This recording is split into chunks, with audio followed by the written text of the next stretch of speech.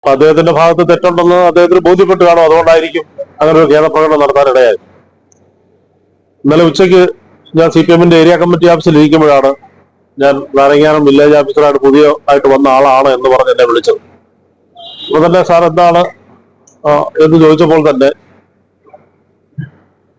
കെട്ടിട നികുതി കുടിശ്ശിക അടയ്ക്കുന്നതുമായി ബന്ധപ്പെട്ട് നാളെ അടയ്ക്കാമെന്ന് ഞാൻ പറയാൻ തുടങ്ങുമ്പോൾ തന്നെ താങ്കൾ നിക്ക് ഞാൻ പറയുന്നത് അങ്ങോട്ട് കേൾക്ക് എന്നും പറഞ്ഞ് എന്നോട് തട്ടിക്കയറുക.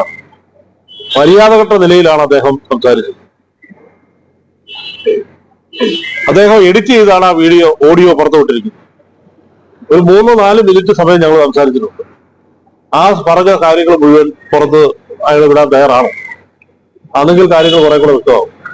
നമ്മൾ ആദ്യം തന്നെ ഫസ്റ്റ് കോളിൽ ഞാൻ പറയുന്നത് എന്താണ്, ഞാൻ മറന്നുപോയി, ഞാൻ നാളെ അടയ്ക്കാമെന്ന് പറഞ്ഞു കഴിഞ്ഞാൽ അത്രേ ഉള്ളൂ.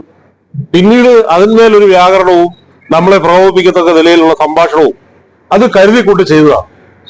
ഒരാളെ കുടിശ്ശിക നൽകുന്നതുമായി ബന്ധപ്പെട്ട കാര്യത്തിൽ ഫോൺ ചെയ്യുമ്പോൾ റെക്കോർഡിങ്ങിന് വേണ്ടി തയ്യാറാക്കിക്കൊണ്ട് ബോധപൂർവമായി ഞാൻ രാഷ്ട്രീയ പാർട്ടിയുടെ പ്രവർത്തകനാണെന്ന് അറിഞ്ഞുകൊണ്ട് തന്നെ പ്രകോപനം സൃഷ്ടിച്ചുകൊണ്ട് വാർത്ത കൊടുത്തുകൊണ്ട് നമ്മളെ മോശക്കാരാക്കാൻ വേണ്ടി അദ്ദേഹം ബോധപൂർവമായി നടത്തിയ പരിശ്രമമാണ്.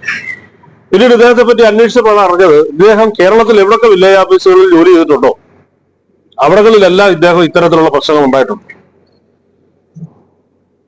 NGO യൂണിയന്റെ ഒരു പ്രവർത്തകരായിരുന്നല്ലോ സാബു മരിച്ചപ്പോ സാബുവിന്റെ ഫാമിലി മെമ്പർഷിപ്പ് സർട്ടിഫിക്കറ്റ് വേണ്ടി NGO യൂണിയൻ കുടുംബാംഗങ്ങൾ ചോദിച്ചപ്പോൾ ഇത് വെച്ച് താമസിപ്പിച്ചു. NGO യൂണിയന്റെ ജില്ലാ പ്രസിഡന്റ് G. വിനുകുമാർ ഈ വില്ലേജ് ഓഫീസറെ വിളിച്ചു, സാബുവിന്റെ ഫാമിലി മെമ്പർഷിപ്പ് സർട്ടിഫിക്കറ്റ് നൽകണമെന്ന് പറഞ്ഞപ്പോ അദ്ദേഹം പറഞ്ഞു, ഓഫീസിൽ ചില താൽക്കാലിക ജീവനക്കാരെ ഞങ്ങൾ വെച്ചിട്ടുണ്ട്, ഇങ്ങനെയൊക്കെ കാശ് വാങ്ങിച്ച് ഞങ്ങൾക്ക് ശമ്പളം കൊടുക്കാൻ കഴിയുമെന്നാണ് G. വിനുകുമാറിനോട് അദ്ദേഹം പറഞ്ഞു.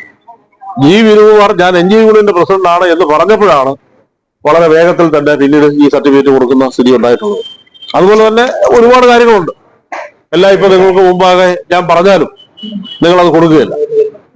കാര്യം എന്ന് പറഞ്ഞാൽ നിങ്ങൾക്ക് മാധ്യമങ്ങളെ സംബന്ധിച്ചിടത്തോളം വില്ലേജ് ഓഫീസർ ഒരാളുമായി സംസാരിക്കുന്നത് എടുത്ത് അങ്ങോട്ട് കൊടുത്തപ്പോൾ തന്നെ നിങ്ങൾ എന്താ പറഞ്ഞത്, മാധ്യമങ്ങളിലോട്ട് CPM നേതാവിന് എന്തുവാ നികുതി ചോദിച്ചാൽ CPM നേതാവ് ഭീഷണിപ്പെടുത്തിയ നിലയിലാണ് കൊടുത്തത്. നികുതി ചോദിച്ചാലൊന്നും അല്ല ഭീഷണിപ്പെടുത്തിയല്ല, സംസാരത്തിനിടയിൽ വന്നതാണ്. നമ്മളെ കൊണ്ട് ആ നിലയിലേക്ക് പറയിപ്പിച്ചതാണ്. അല്ലാതെ നികുതിയുമായി ബന്ധപ്പെട്ട തർക്കമല്ല അവിടെ ഉണ്ടായിരിക്കുന്നത്. ഒരു മനുഷ്യനോട് മര്യാദയ്ക്ക് സംസാരിക്കേണ്ട ഒരു രീതിയിലല്ല വില്ലേജ് ഓഫീസറുടെ ഭാഗത്തുനിന്ന് ഉണ്ടായിട്ടുള്ളത്. അദ്ദേഹം പലരോടും അത്തരത്തിൽ തന്നെയാണ് പെരുമാറുന്നത്. ഞാൻ വേണമെങ്കിൽ പറയാം, നാരങ്ങാനത്ത് വന്നിട്ട് 15 ദിവസമായിരുന്നു. ഈ 15 ദിവസത്തിനുള്ളിൽ 2 പേരോട് 10,000 രൂപ വെച്ച് ഇയാൾ കൈക്കൂലി വാങ്ങിച്ചു.